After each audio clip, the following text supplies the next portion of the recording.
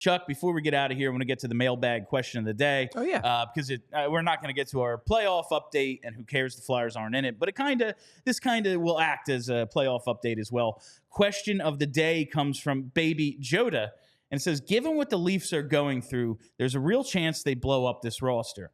Is Marner / Nylander someone you'd be interested in? I assume TK would be a centerpiece in that package.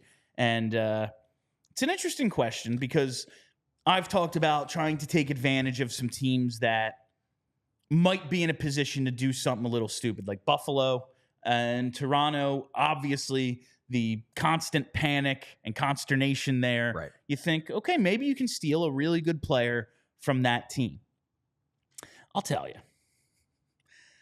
It's like the Sixers conversation right now. Like, oh, you know what they need to go out and do this summer is get Paul George.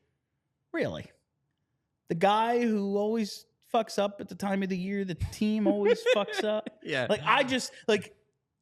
I see Buffalo, what they're looking at is like, we need to bring in some winners to teach this team how to fucking win. Whether that works or not, all right, but I understand the logic. Right.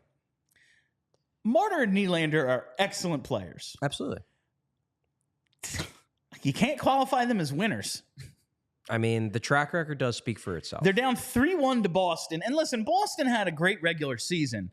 A lot of it on the strength of goaltending and overtime losses. Toronto is better than they are on paper. I don't love the idea of going out and getting one of these guys. And do they even fit the timeline? Yeah, so that's my bigger concern. Like, I do have some concerns about the overall mix of the Maple Leafs.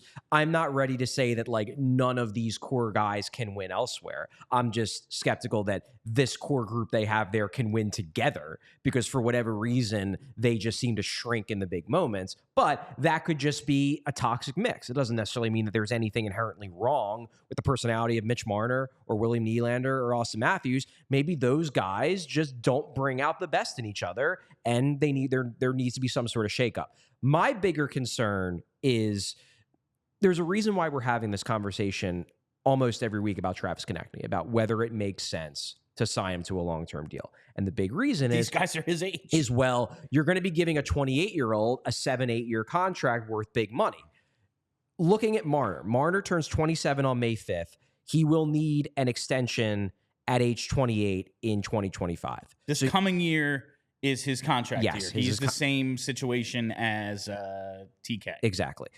Nylander turns 28 on May 1st. His 8-year deal with an $11.5 million cap hit starts next season at age 28. So essentially, both of these guys are like better Konechny because both of these guys are better players than Travis Konechny. Not even a question. Yes, but the situation is the same. The situation is the same in that if you bring one of them in to replace Travis Konechny, then you're in the same thing where it's like, okay, he's going to be under contract until 36, and are you going to be able to take advantage of the good years of that deal before Mitchkov is ready to, and hopefully the other young players that they're stockpiling to build around him are ready to actually contend? Then you've got a Nylander who is worth $7 million a year, and you're paying him at 11.5.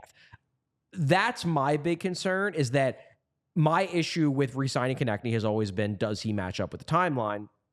What I will say is that if you're going to sign, if you're the Flyers and you were dead set on signing Konechny, I would rather have Marner or Nylander than Konechny. Sure. But I personally don't think I would sign Konechny or trade Konechny for one of these guys. I would not necessarily go for a 28-year-old guy getting $9+ million a year. I mean, and Konechny's going to probably get somewhere in like the 8-9 range. I don't think he's going to crack 10. These, like, Nylander has already cracked 10. Marner already cracks 10 on this deal. He's probably going to crack 12. Yeah. And that's... But yeah, like Joe says here, if TK doesn't fit the timeline, neither do Marner or Nylander. Yeah. That's kind of what I'm getting. If I'm going to swap out, sure. To choose between them, I like Nylander more than Marner. Marner's the guy they always complain about disappearing in the playoffs more than any of them. True. And also, like, the Flyers that's not where their holes are. Like, you're kind of adding a luxury item when they're both wingers. like you're like adding, Nylander can play the middle, Yeah. but he's a winger. Marner is definitely a winger. you're putting rims on a car with no engine. Yeah, and that's a good point. Okay, so we have these real expensive guys. They're real fucking good. We continue having no centers and no defense, like no number one defenseman. Yeah. Like would I, and I know this is a stupid theoretical because they never do it, but like, would I trade for Austin Matthews in a fucking heartbeat? Yeah. Well, but he's a center and he's a little bit younger. Yeah. And yeah, that's never Yeah. That's not happening. Yeah. Like that's exactly. if I'm the Leafs right now, like I'm just waiting till after next season, maybe trade Marner, move on from Tavares, or get him like, hey man, we just overpaid you. You're cheap now. Like do that and then like go from there. Like it's all about 2 seasons from now if I'm the Leafs. Like let's just wait for our cap to get a little more under control. Cap goes up and we can build around Matthews and Nylander. We all silly like the mayor.